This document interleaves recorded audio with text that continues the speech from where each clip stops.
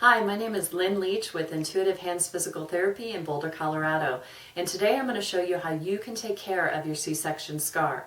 Once you get the okay from your doctor that your scar is well healed, it is very important for you to start massaging that scar in that whole area. We're going to talk about it as having 3 different layers, and I'm going to show you exactly what you need to do in those different areas. If your scar is newly healed, you will want to work above and below the scar, and you're going to move the tissues up and down and side to side, looking for the tissues that don't want to move in a certain direction, holding it in that direction until you feel it release.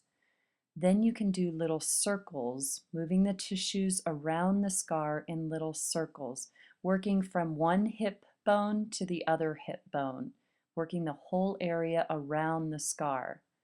Then once your scar is less tender, you can put your fingers right on top of it and move your fingers like you're playing a piano, seeing what area of the scar does not want to move and then focusing in on that area. Then you work the scar as a whole, moving it side to side and up and down. The last thing you want to do is to pick up the scar between your fingertips and try to roll it. This releases the skin from the layer below it.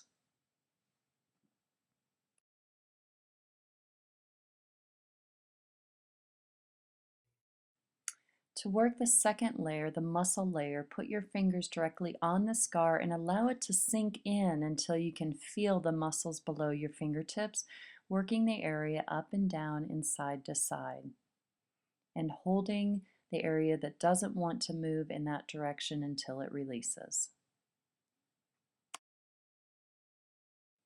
To access the third layer, it's very important for you to bend your knees up to allow you to sink in deeper into the tissue.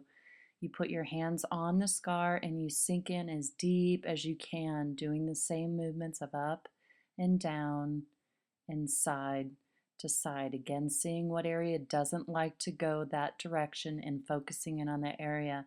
Also, cup your fingers and allow them to sink down on either side of your pubic bones. Again, doing those same motions. Really try to lift the organs up and hold it there and then move it side to side, checking for what area doesn't want to move and working in that direction. Ideally, you should work on your scar tissue area about 5 minutes a day, working on the 3 layers, making sure the left side can move as freely as the right side.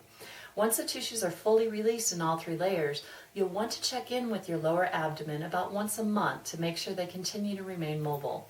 As scar tissue can form for up to 2 years, it's important to continue to check in with this area about once a month for those 2 years. Now, some other tips. The third layer is the most important layer, so make sure you sink in as deep as you can, working those tissues from side to side. Freeing up this deeper layer can help you prevent future low back problems and bladder problems. So that's what you should do to manage your C-section scar. Please feel free to contact me if you have any other questions, or you can also find a women's health physical therapist in your area to have them help you work on your C-section scar. Good luck to you.